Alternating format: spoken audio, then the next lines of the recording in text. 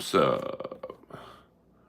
Earl Skakel in the house. Turn off the lights.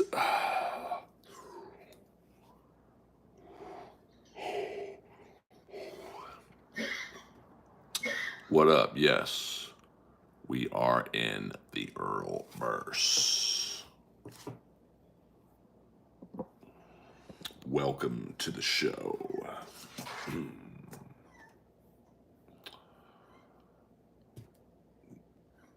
I hope you guys are doing well.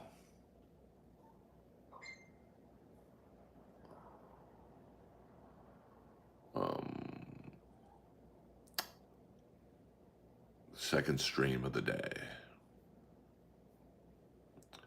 We're just chilling in the Earlverse.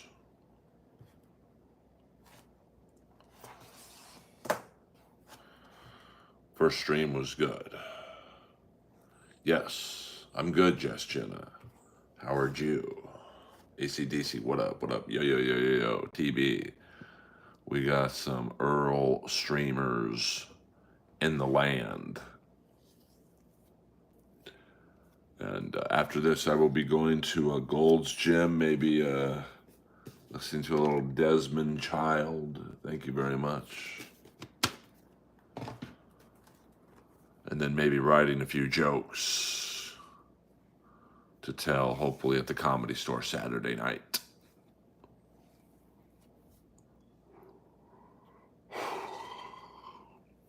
And then wait and hear back from Gutfeld. That's so weird that it's backwards. I've done nothing different. Not sure what's going on there.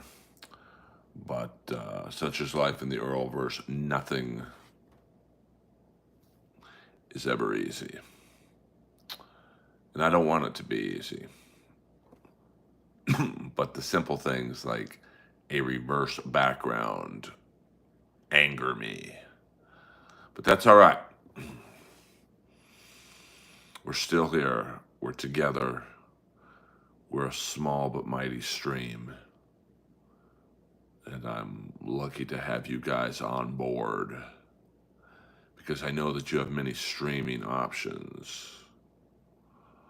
Yeah, I mean, a lot of people ask me where I get my ideas from, and it's stuff I see in the daytime, nighttime, commercial I'll see on TV, maybe a movie or whatever. Good for you, ACDC. I'm sure Chad will replay it tomorrow, although I'm not quite sure of his schedule.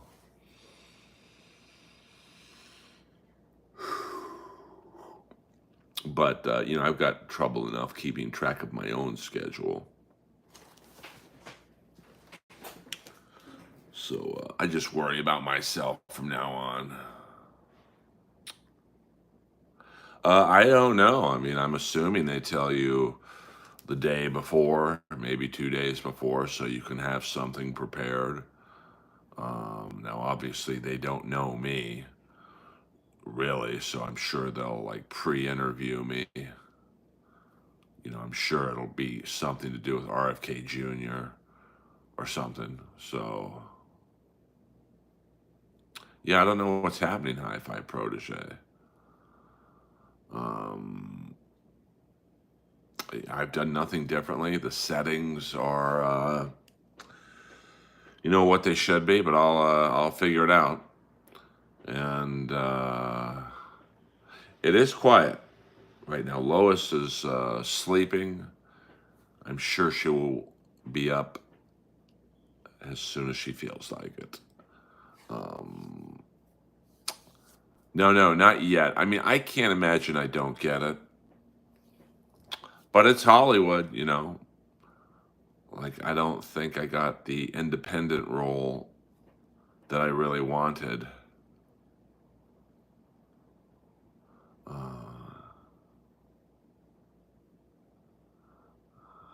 Oh, great. I love it. Tell them to contact me on Instagram, and I'll set them up with free tickets and shit. Um, okay, how do I reset my phone though? I don't want to fuck up anything. You know me, Zoom. Um, so I really wanted that independent part. Now my role, I think, films from August 12th to whenever.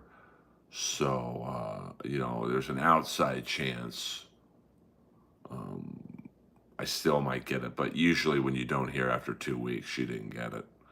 Um, so we'll see. Fingers crossed. But Gutfeld is the big fish. And I'm going to assume maybe he looked at the tape today. I don't know. Um, yeah, Zoom, let's talk later about that.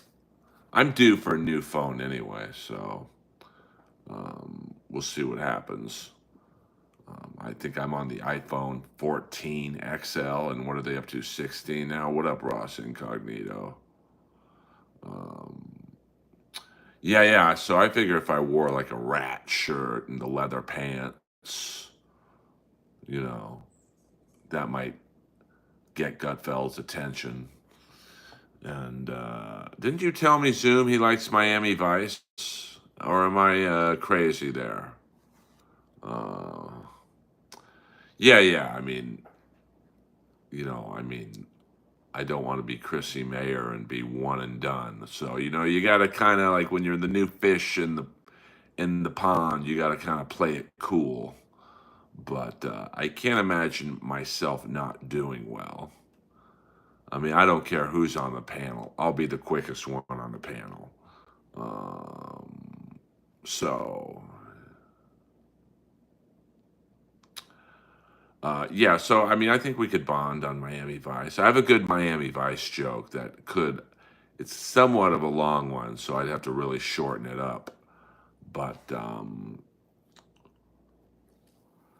we'll see what happens. Let me get the show first, and then I'll worry about it. But basically, the joke is if you listen to the very last episode of Miami Vice, as the end credits are rolling, you can hear Philip Michael Thomas fall off the face of the earth. Hey,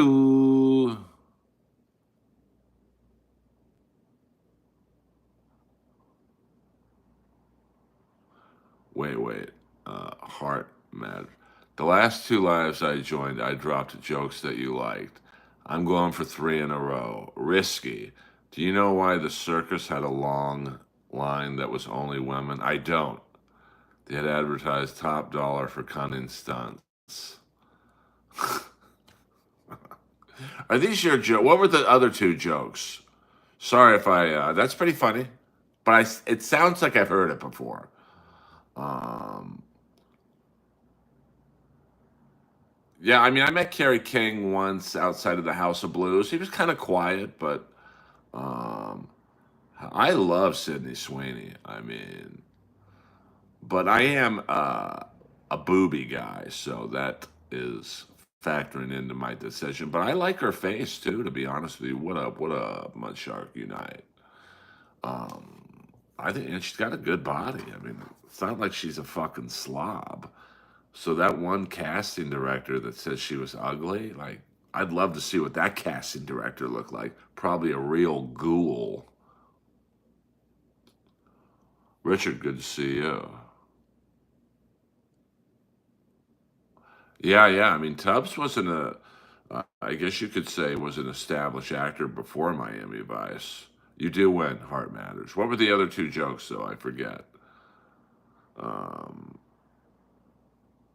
she is beautiful as you should be to sell. I mean, I think she's funny. She was good in White Lotus.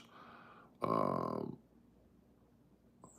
okay, I mean, see, I'm not really familiar with Gutfeld. I don't watch something I want to be on. Earl, do you know K? I don't know what that is. KB from the Dabbleverse? Yeah, I've met her in person at Hackamania. She's pretty. I mean, I don't really have a type. Um, yeah, I mean, he was on like Good Times and stuff like that, and he almost didn't get Miami Vice. I mean, it was really, I think, some of the higher ups wanted Denzel Washington. I mean, the combos that almost happened on Miami Vice. Larry Wilcox from Chips, he was very high up. I mean, he was screen testing with the Tubs. So I think at one point, Larry Wilcox was like the number one choice. And then I think Gary Cole was pretty close to getting the Crockett part. Um, I mean, it would have been a completely different show. I mean, I think NBC was a little nervous making Don Johnson the lead because he had had like five failed pilots with them. And, once you get the reputation of like, failed pilots in your name, you rarely get a sixth chance. Of course, Gregory Sierra, he would have been basically the Castillo part if he liked living in Miami, but they killed him off because he was like, I don't want to live in Miami year round. Um, ACDC, $2.99. I love Sydney Sweeney and now Gap Jeans, MAGA, and Earl. Fuck yeah, fuck yeah. I do too. I mean, she seemed nice enough, She seemed kind of quiet. I mean, I gave her and Ray a ride from the Hackamania location to the South Point Casino because I was going to try and do stand up somewhere else. Um, so, I mean, it just would have been funny if it would have been say like Larry Wilcox and Denzel Washington. Uh,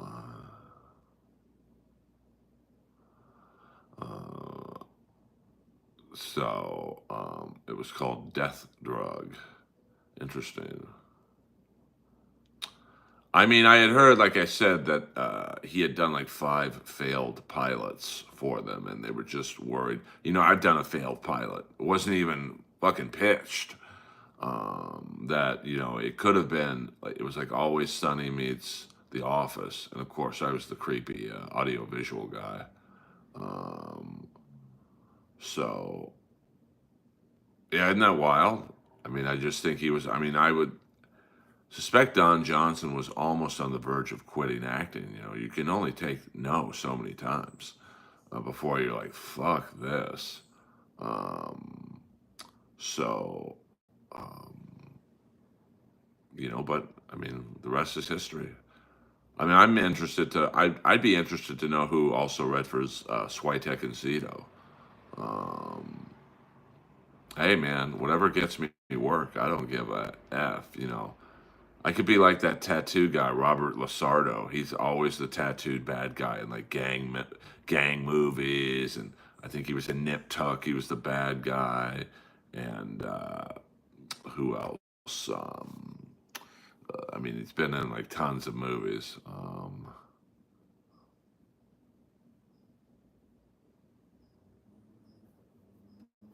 I mean, that is true. I mean, if you watched Chips, you'd watch Miami Vice and go, when's Poncherello showing up? Um, so, oh yeah, I mean, they say Donald Sutherland is like the all-time record leader in pilots filmed that never went anywhere. I mean, the pilot I went in on, it was a show called Damaged Goods. And it was basically, and it's funny, everyone from that pilot works. Melissa Villasenor, she obviously got SNL. I've done my stuff. Robert Peters is this real grizzly faced character actor. He constantly works. Who else was in that? Some dude named Matt, kind of looks like a walrus. He's constantly in commercials. I mean, he's in a ton of commercials. And then there's Gabriel Tigerman, who is in tons of commercial. I mean, Gabriel Tigerman was probably is probably maybe the number one commercial actor of all time in terms of commercials done. Yes, Robert Peters was on my. We still talk. I don't talk to Gabriel as much, but I definitely talk to Robert more than most. Interesting, interesting. Let me look at my subscriptions and see what's going on here? Let me move this over here. Yeah, all my subscriptions are showing up. So um, hey, here's an interesting stream. How Hulk Hogan dealt with haters. Yeah, he blocks them. That son of a bitch. But guess what, brother? Who won in the end? Me, brother. Um,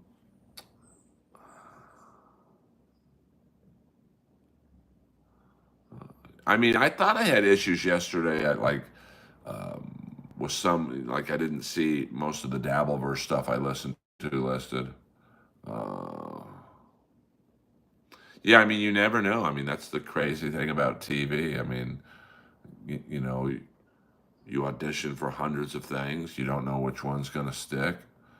I mean, Aniston almost turned down Friends because she was on that other TV show. I'm sure, when Gregory Sierra quit Miami Vice, he had no idea it was going to blow up into the cultural phenomenon that it did. And I'm sure Edward James Olmos walked in because Edward James Olmos, I think, came in the fourth or fifth episode.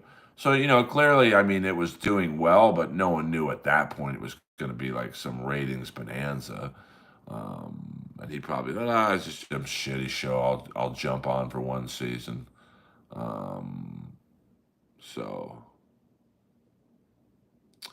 well, I mean, that was a weird one because Adam West, was Batman at a time where there was only really Batman on the air. I mean, maybe Superman with George Reeves. Now I don't think you can get typecast as a superhero because there's so many superhero movies out there. But back then, Adam West, I mean, Batman was the only thing on TV. I think Superman with George Reeves had stopped, so it was really just you really did only look at Adam West as bad. Same thing with Don Adams and Get Smart. There really weren't outside of maybe James Bond. But James Bond actors outside of maybe Sean Connery got typecast a little bit. Although Daniel Craig was in Munich and many other roles, Roger Moore definitely was, I think, hurt by being James Bond because you just looked at him and like I don't think you could have put Roger Moore in any film and not go that's James Bond. Um, I mean, I will say this: TV shows are grueling. I mean, I'm Dying Up Here was brutal to work on. Um, the hours are like wackadoony. I mean, you're talking 16 hours. You think, that's not so bad. You could sleep for 8 hours, but depending on where the studio is, you gotta, you literally are working on like maybe 4 to 5 hours of sleep. Because like when I did Damaged Goods, the studio was out in Santa Clarita. Now, from West Hollywood to Santa Clarita, that's a long fucking drive. It's an hour with no traffic. So I can't tell you how long it took me to get home. Like hour and a half to 2 hours every fucking night. And I had to be back there like 5 hours later. So, I mean, movies are the same, in terms of like hours, but I think, and it also depends at what your role is in the show. Like Switek and Zito, they weren't in every scene in Miami Vice, so they probably got a day or two off. Whereas Crockett and Tubbs, pretty much, they weren't in every scene, but like their schedule was probably pretty whack. Um, yeah, I know who J.K. Simmons is. Um,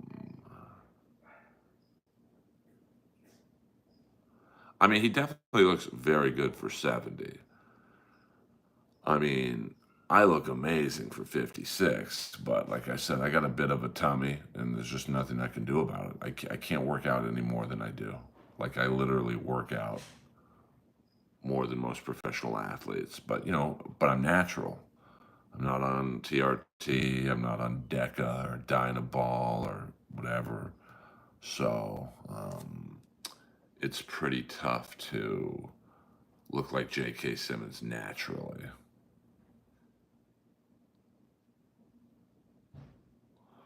See, that's risky for me to take Heart Matters. Like I've heard the cunning stunts line before.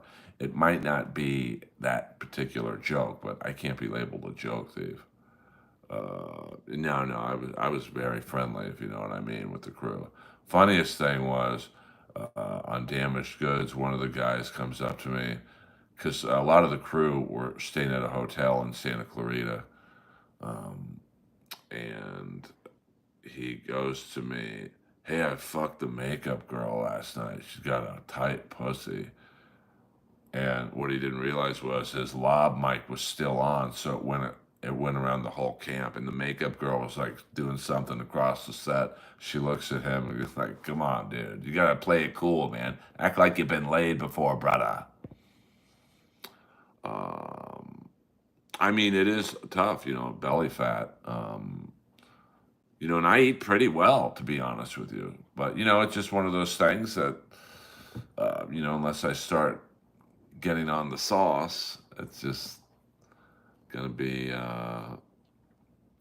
something that's. But I'm very happy with how I look. So, um, you know, but it is frustrating, to be honest with you. I mean, I'm not a bodybuilder, AC, so I don't feel the need to. I don't need to have like bulging biceps or whatever. Um, yeah, I mean, well, I don't have vegan cheese that much. I mean, I'll have a burger maybe twice a week with it. Yeah, I didn't watch SummerSlam, to be honest with you. You guys know me. I'm AEW for life. So, what up, Hugo? What's up? But, everyone's different. I mean, I look good for 56 and be natural. I mean, I'll be 57 next month. So, um, nice to see you, Hugo, even though I'm not seeing you. Uh, I mean, I think you can eat what you want if you work out like, I do or Jenna does or whoever, but, the older you get, you will maybe put on an extra pound or two that 10 years ago you wouldn't. Um, I mean, youth is an awesome thing. Um, I mean, I like every health examination I have, they're like, you've got the insides of a 20-year-old, bro. But, you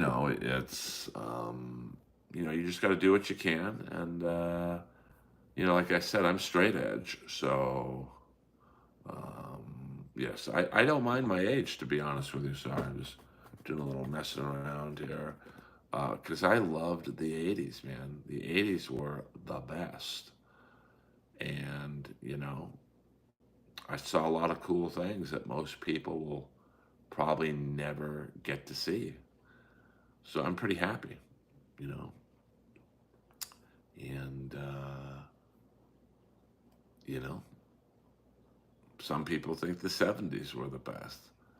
I mean, there's even a few people who think the 90s were great. Yeah. The 90s sucked, man. If you lived in the 80s, the 90s sucked. Um, so, I mean, but the problem is that when you get to my age and you start taking that stuff artificially, that you have to do it forever because then your body stops making it. So, I mean, I'm happy with what I have. Um, and like I said, I'm not trying to be a fucking body.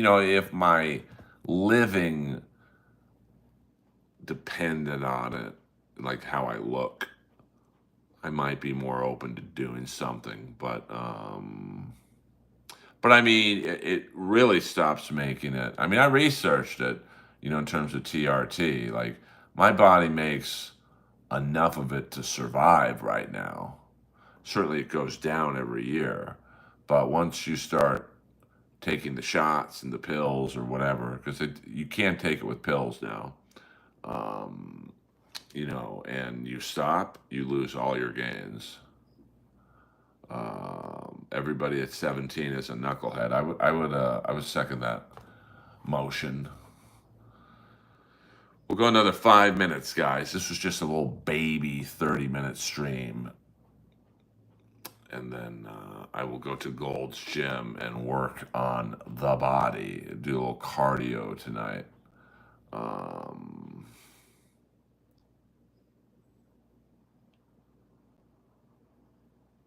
well, I mean, you have to, it's like if you look at Vitor Belfort and Dan Henderson, and Alistair Overeem, when they were on the sauce, if you will, um, they looked amazing. But the second they stopped taking whatever they were, I mean, with Overeem, nobody knows what the hell that guy was taking. They looked like deflated tires. I mean, I think the steam room at Gold's, well, that's all that matters. Heart matters. They're a little more proactive with not letting any shenanigans happen there. I think because of the Gold's name behind it. But to be honest with you, I mean, Overeem, I think it's inevitable. It's going to happen. But if they police it, they could definitely limit it. The problem with it being 24 hours is there's usually one person, maybe two, working the front desk. What up, Shandy?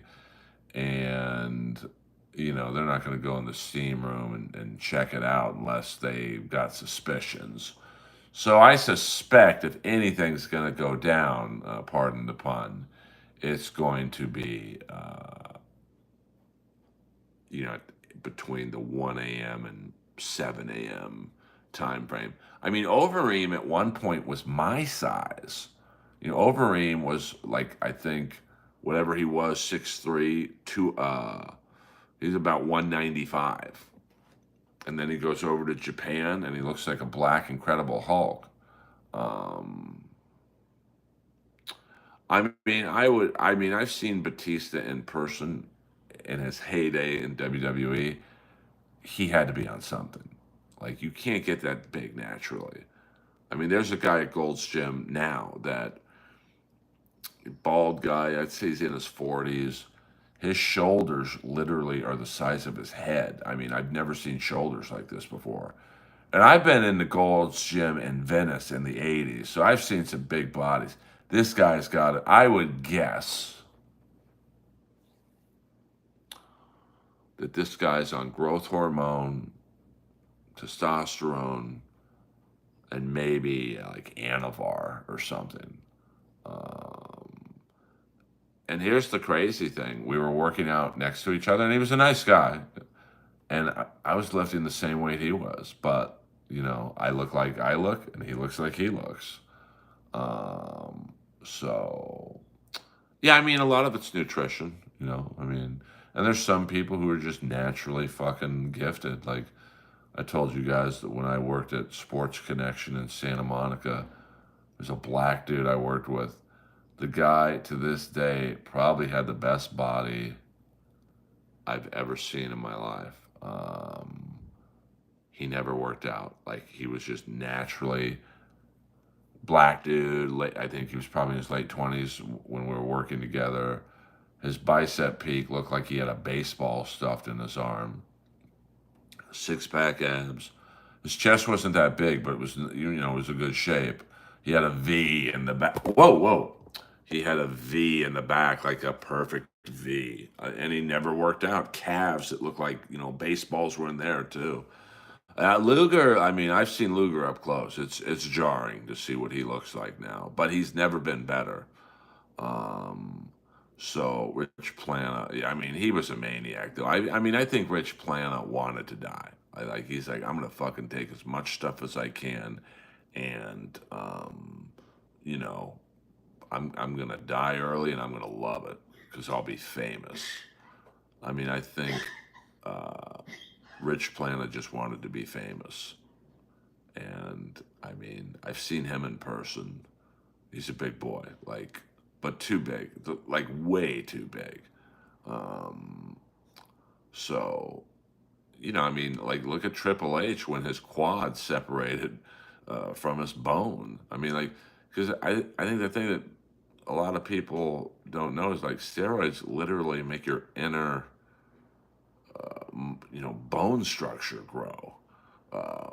And when you figure like the amount of stuff that these guys are taking, I knew a guy who was taking steroids at the gym, first gym I used to work at, Family Fitness in Beverly Hills. And this guy would go to Tijuana and buy the steroids they give bulls to make them bigger. And I said, well, how do you know how much to take? He's like, I take the same dosage they give an 800-pound bull. This guy was probably 250. So he's taking probably 4 times what he should be taking. And he just disappeared. I'll assume he's dead. Um, so, yeah, I mean, your body literally, it's like Barry Bonds, like your fucking head grows. So say your knee area, like your kneecap area with all those tendons and MCLs and patella tendons and ACLs and that area around those expands, and that's why your lower back muscles like literally grow almost out of your skin. So well, he was a maniac. This guy was a real fucking loser too. But like, he always wanted me to go with him. I'm like, I'm good, brother. Yeah, I mean, it enlarges your heart. I mean, look at Barry Bonds. His first year in Pittsburgh, he fucking looked like Roger from What's Happening, and then he looked like a fucking ripped, roided out dude. So. But it's your body, your choice. If you do steroids, you will die earlier than you would if you didn't take them. But, I think a lot of those people, they just think, I'm never going to get old. I don't know if he was on roids. Michael Clark Duncan kind of looked like, he kind of had like my brother Andrew's body. He was just a big guy. Um,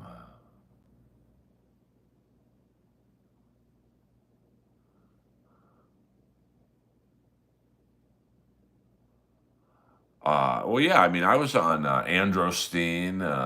That was when it was, legal and sold in like, GNC. And I took a lot of Gaspari supplements myself. I liked his chocolate shake the best. Um, yeah, I mean, the Ultimate Warrior was. See you, TB. Thanks for coming in. Oh, okay, I don't know about that. I mean, he was a big guy, so when you look at any big guy, there's always a potential for them to be on the sauce, if you know what I'm saying. So, um, I mean, and then there's guys you think are on roids that weren't. I mean, some guys are just naturally fucking strong. It's genetics. I mean, I haven't worked legs in years because they're just naturally big, and I was happy with the way they look. I do enough cardio where they're in shape. But you guys know they call me Baby Platts at my gym because my mom had huge legs, and she was only about 5'6", maybe even short, maybe 5'5", but her legs were like, she had like power lifter legs, and my mom never went into a gym or worked out. She just was gifted.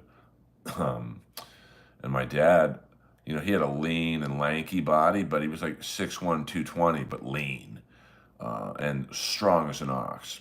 I don't think my dad ever went into a gym. So, I mean, I've heard that too, AJS. I mean, well, they say Tom Platz never won Mr. Olympia because his lower body was just overshadowed his upper body. But if you look at Tom Platz's upper body, he was hardly skinny. But well,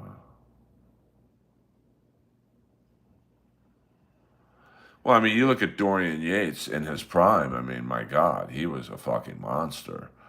Um, yeah, I mean, you could. That's why when I watch wrestling and my TV's like 4K, I can tell who's on roids because you could see the acne really well on my TV because it's 85 inches. I'd be surprised if MJF wasn't on something because he's had some back acne at times, and you shouldn't have back acne at like 30. Um, I mean, yeah, but I think Tom Platz was just into the gimmick of. I mean, his legs were like he could stand hip distance apart and his lower legs would touch. But if you look at Tom Platz's upper body, it's fucking amazing. But it wasn't quite what his legs looked like. So, um, yeah, I mean, Platz's thighs were like um, biscuit Oliva. I don't know what that means. Articulate John. Are you talking Sergio Oliva? Um, yeah, Lee Priest. I mean, I was gonna say I used to follow bodybuilding a lot. I would say my favorite bodybuilders from back in the day were Tom Platz, Bob Paris. I mean, I at one time thought I could look like Bob Paris. Who else? I mean, obviously Schwarzenegger. Um, but I'm talking mid '80s to. I mean, Lee Labrada. He had a good build for a smaller guy. Um, I used to see those guys work out at Gold's Gym in Venice. Yeah, Cutler's a big boy. Michael Hearn's a big boy. He's not technically a bodybuilder. He was more of a huge fitness model. Um, I mean, my knees, I mean, my right knee will always give me trouble. Torn ACL. It's fully rebuilt. But, I can't run like I used to when I play hockey. Um, well, I mean, I don't really follow bodybuilding now, and I think they test a lot more. But I also had a friend of mine who fought in the UFC, and he said, "Yeah, I mean, look at Ronnie Coleman. I mean, he was like uh, and Flex Wheeler. Those guys were some of the last of the super huge bodybuilders, and look at what it did to their bodies, man. I mean, like I said, it literally your insides grow too. It's not just having a big bicep and it's the tendons and the ligaments in your shoulders and arms and especially your legs because there's so much going on down there that it's fucking brutal on the inner, and your heart grows, your head grows, you get hair on your fucking knuckles. But yeah, Drea Myers is in the house, a very funny female comic. um, Yeah, I mean, it's just your body grows, but some guys don't care. You always think you're going to be young. You never think you're going to get the side effects, and then you think, well, if I take 10 cc's of Anavar and I look this good, let me take 20, and that's where it gets going. I mean, I'm not saying I'm Jose Canseco, but I do believe if you took steroids in moderation, it could be beneficial for you. But you rarely see people who take them in moderation. Um, yeah, follow Drea Myers on Instagram and YouTube and all that shit. Um, let me see. They were, but back then, the guys in chat close to Earl's age were lifting weights, listening to AC/DC. You got that right. Um, oh yeah, I mean, I was never really fast, but I was a powerful runner. But the ACL injury is more mental. That's why when I see a football player, like there was a guy on the Kings, like an 18-year-old kid who tore his ACL in the World Juniors, and this guy's whole game was built around speed, and he certainly recovered nicely, but he was never the same. Um, so, and that's at 18, 19 when his recovery abilities were amazing. I mean, I tore my ACL. I was probably 23 or 24, so I had pretty good recovery back then. And I followed um, the rehabilitation to the T. Um, so I'm only 4 years younger than Earl. I mean, enjoy it. Enjoy it while you can, William. Um,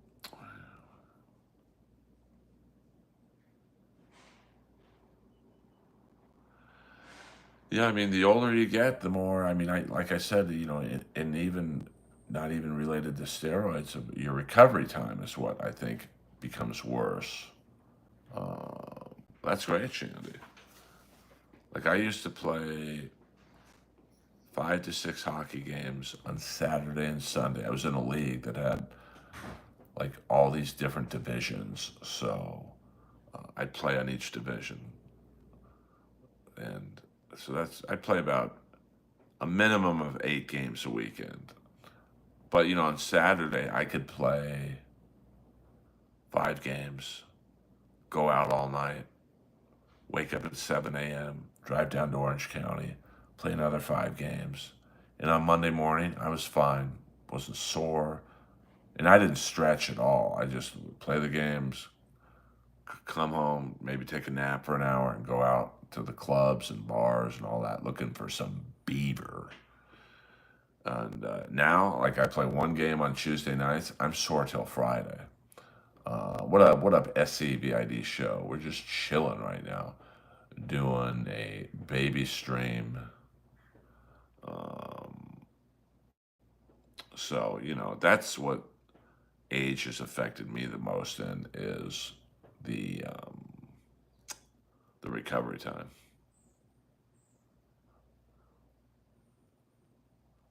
Yeah, I mean my rehab people were awesome. I mean it was like you're doing a lot of things that you wouldn't necessarily do in a gym. There's calisthenics and stretching and all that stuff. So what up, Eddie Celiano? Lois is right here. Actually, we're gonna take Lois for a little walk right now. Uh-oh, she's up. She's up. Come on, Lois. She be chilling right now. She knew we were talking about her, so let me get her leash. You guys can stare at the wall for a second. Hold on. Come here, Lois.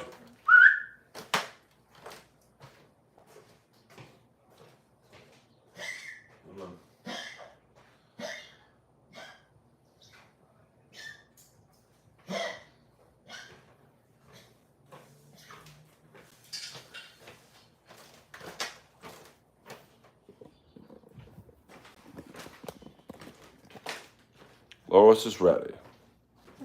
Come on.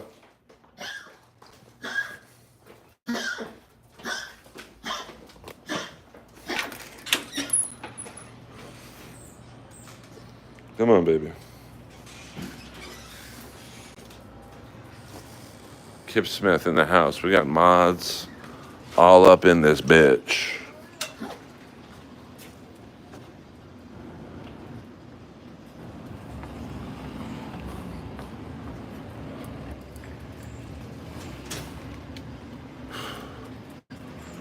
Have a nice, yes, Lois is the best.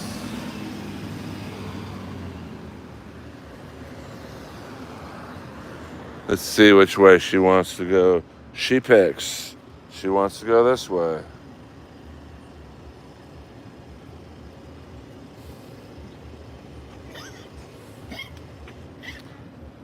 It's a nice, there's a plane looking a little low there, but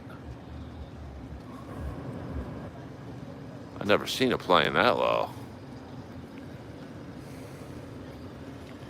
Yes, she does need to stretch.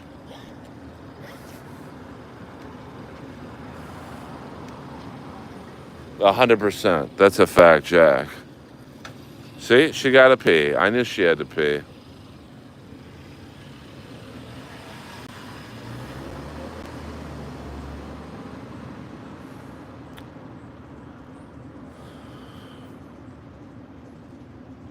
Yeah, I mean, Delta, they don't mess around. Damn, that's a lot of pee for a little dog.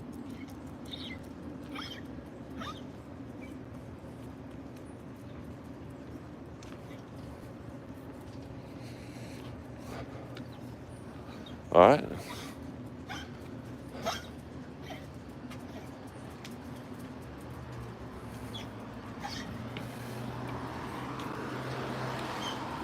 She's probably a little tired from doing the stairs earlier.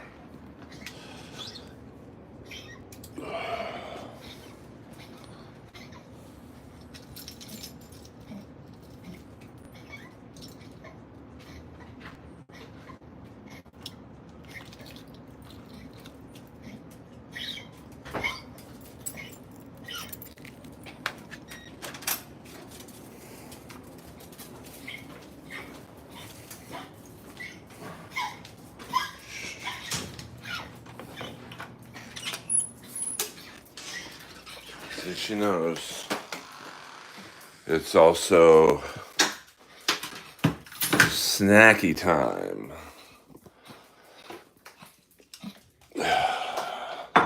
So we'll give her a little Stella and Chewies. She knows, look at that. Look at that tail.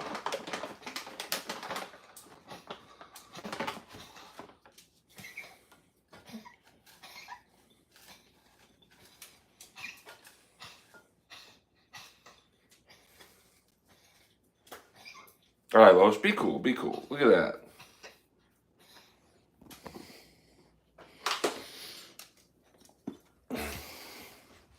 She loves her food. As you can see, I've been playing some football. Roddy Piper in the house.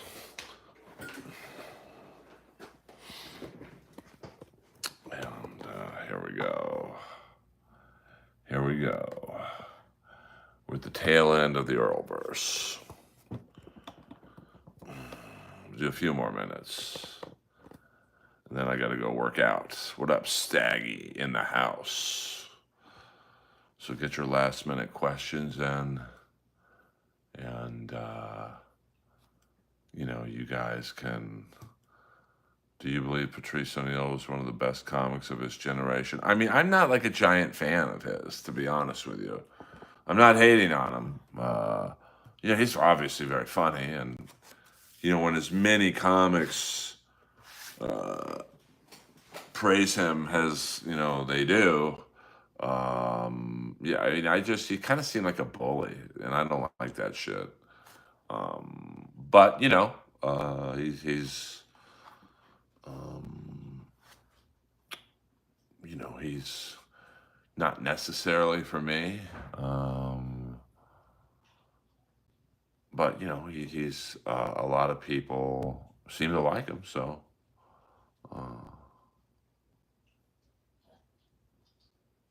yeah, I mean, I didn't know him like that. But,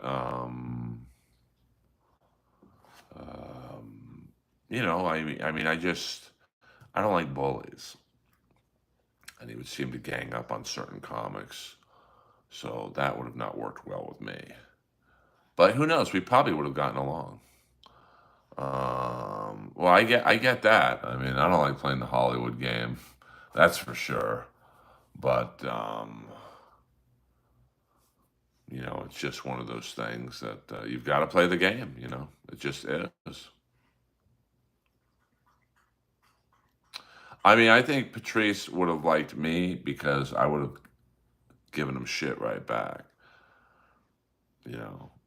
And that's, I guess, the roast battle training I have. Okay, you want to talk shit? Well, I'm going to say something back to you. Let's see how it works out. So,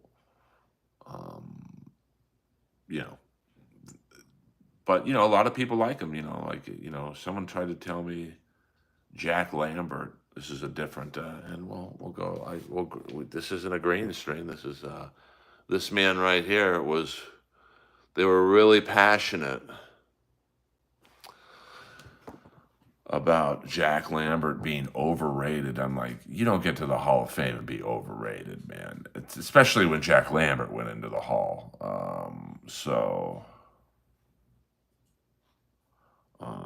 Yeah, I mean, you know, listen, like I said, SC, like a lot of comics I respect idolize the guy, you know, Jim Norton, Colin Quinn. So there's something there. I just, you know, I don't like Bill Hicks, you know, which is crazy because he's like the white Patrice O'Neal from the standpoint of so many people idolize that guy. I just don't get it. So slip of the lip. I like the way you move your hips, loose lips, sink ships, the way you move. You don't miss. I could have told you. I could have warned you. We're going all the way. Move over. Sorry, Kip, I didn't see that one. I was too busy looking at Jack Lambert. That's another great Rat song that you really don't hear people talk about. I mean, Rat almost fell into that box the outfield did where they, Round and Round was basically their Your Love. But, Lay It Down's a great song. Back for More is a great song. You Think You're Tough's a good song. Sweet Cheater. I mean, they got a lot of good songs. Um,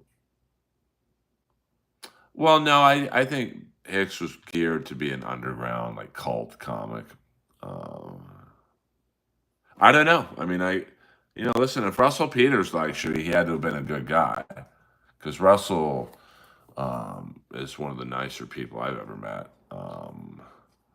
So, I mean, Rat just, they should have been bigger. They just, maybe weren't the best live. And I think they got a little lazy after their initial success. And, then Robin Crosby's addiction problems, were a big thing because I think him and DeMartini, those first couple albums, played really well off each other. But then, I think, you can almost say with each album, they got less and less um, good songs out of the albums. I mean, when and me and Zoom have been talking about this. When they brought in Desmond Child to basically write Detonator, they wanted Rat to start sounding like Bon Jovi, and well, Desmond Child wrote the Bon Jovi hits and is in charge of Aerosmith's comeback. Let's get him to write Detonator. And I don't think that rubbed a lot of guys in the band the right way. But you can't argue the record company's logic. I mean, they were on Atlantic. So I think Atlantic was like, we need our own Bon Jovi because I think Bon Jovi was on Mercury, Polygram Records at that time. So I'm sure it was like, hey, you want to make a record? We'll pay for it, but you're gonna sound like Bon Jovi. Russell said he liked him because he helped him a lot early on. He said after he showed him his first special, Patrice ripped it apart and gave him lots of things to improve. I mean, uh, I'll take Russell's word. I mean, I don't think Rat was ever huge. I think they had a good arena run the first 2 years after Out of the Cellar. And then when they started taking, they took Bon Jovi on the road, and Bon Jovi passed them by pretty fast. And then they took Poison on the road, and Poison passed them by pretty fast. I mean, I just think their live performance, and they were probably like, hey, we're great. We're a great band. We don't have to have all the bells and whistles and shit that Poison and Bon Jovi does. But, by the time they figured out the bells and whistles, it was over. But yeah, I mean, Nobody Writes for Free is a great song. I mean, if you look up Rat's 81-91 record, it's really good. I mean, there's really not a bad song on it. I mean, maybe the song they did with Bon Jovi, ironically enough, Heads I Win, Tails You Lose. Even that's a good song. Um, well, I think Rat's problem was just their live show suffered. I mean, it was good, it wasn't great. But back then you had, if you look at the bands that came on after Rat, Bon Jovi, and they were known for their live performance. Def Leppard, known for their live performance. Um, I mean, David Lee Roth, was interesting to watch him. Van Halen, obviously known, they were way more than just Eddie's playing, but they were a big fucking, Motley Crue. Although Motley Crue didn't come after Rat, I think Rat popped first, and then Motley Crue just blew up because of their stage show. Um, so, what was your next stump song? I never saw Dennis Wahlberg. Wait, what was your next stump song? Heads I Win, Tails You Lose. Tables turn around and round. Heads I win. You may not be a doctor, but you get the deal. I mean, I don't know every word of that, but well, back in the '80s, you really had to be like, I mean, even Judas Priest kind of sold out with Turbo, and like their stage show became much more involved. Um, and I think Rat, they were never really known. And DeMartini is a great player live. And I will say Blotzer's the perfect drummer for Rat. I mean, I think he auditioned for Montrose after Rat. It didn't do very well, but like, um, I like my favorite Alice Cooper song is "House of Fire." All right, we got 4 more minutes, guys. And then I'm off to Gold's Gym to work on my fabulous 56-year-old body. Um, so, I mean, Rat, they had the songs. I don't think they had, um, I don't know, after Round and Round, I just think, Lay It Down was a good video. Wanted Man was a good video. Back for More was a good video. And then, they kind of, their MTV kind of stopped playing their videos as much. And then it became Bon Jovi, Def Leppard, Judas Priest. Even Kiss got a lot of not radio play, video play. Like the video for Rats, what was that, a ballad off a detonator, Giving Yourself Away. I rarely saw that on MTV. And that, I think, was the same year Crazy Nights came out for Kiss. And those 3 videos from Crazy Nights were on 24/7. Turn on the Night, Crazy Nights, and Reason to Live. Now, in terms of a ballad, I think Giving Yourself Away is just as good as Reason to Live, but somehow MTV really fucking loved them. Although I did like Rats Unplugged with Michael, but I think Crosby was absent for that. They had Michael Schenker on instead, and it was weird. They also had Fred Corey on the show, and I'm sure that didn't go over well with Bobby Blotzer. But Rat still, listen, I will see them at the end of the month, and well, it's not really Rat, it's Stephen Pearcy with Warren DeMartini, of course, Matt Thorne on bass. He was in Mickey Rat. Blas Elias on drums from Slaughter, and rhythm guitar Carlos Cavazo. So that should be a fun show to see. I've never met Warren DeMartini, so I'm looking forward to meeting him. So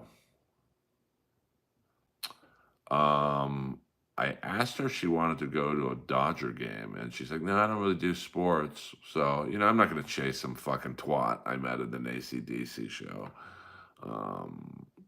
So she might be a stripper or something. So that's I'm out of the female game, man. I mean, I'll take care of business when I have to, but like, fuck that. I'm a great guy.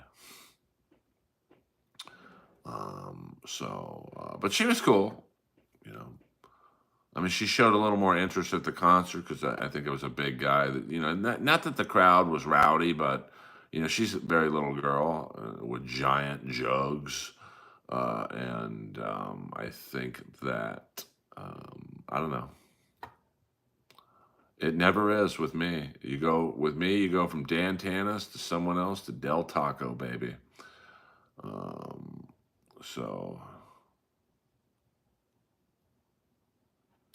I mean, CP is very funny. He's a black comic. I mean, I had to follow him a couple weeks ago, and I had to work, man. I mean, he was getting like applause breaks. He's a really nice guy. One of the newer paid regulars at the Comedy Store. Why has the Chandler doll been so quiet? Well, I mean, from Skakel to, I mean, I love Jim Stansel, but whew, poor Bolivia. Here's my prediction for Bolivia. She's got to turn on Jeff because she's going to, she's very smart. You guys love bringing up my exes at the end of the stream just to get some more TV time. But she's going to slowly put it together that, oh, I've known Jeff for 10 years. He's never really helped me. I fucked him a few times or whatever. And she's going to get pissed. Like, if she could say that, because she's no dummy. Like, she probably knows deep down she fucked up saying I hit her because no one believed her. But with Jeff, she could say something and people will go, maybe.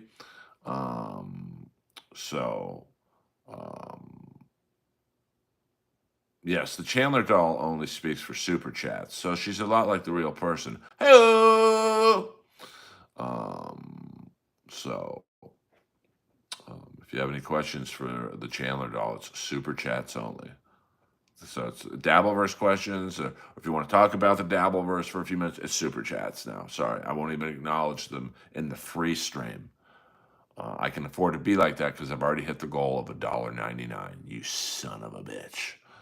Um,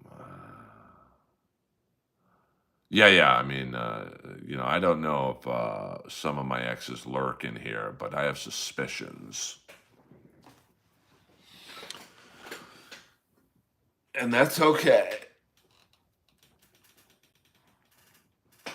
Because I won't even notice because I'll be too busy looking good. That's a Jim Kelly line from Enter the Dragon. But yes, you can ask the Chandler Dollar question, but it has to be financially backed. This is the Kevin Brennan business model. I'm not fucking around anymore.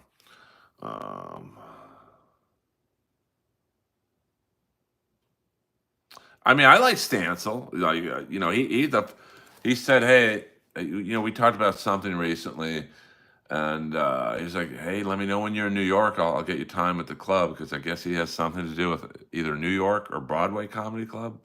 He's like, yeah, I'll give you whatever time you want. So, um, when I go to New York for Gutfeld, when I get it, I'll get spots at the stand and whatever club Stancil works at. Um, yeah, but yeah, of course, there's no. I mean, you don't go from Skakel to someone else. I mean, you can, and people have, but it just don't work out. Like you can find a guy who's younger than me, no doubt about that, but they gotta be as cool as I am. Nope. You can find someone more successful than me.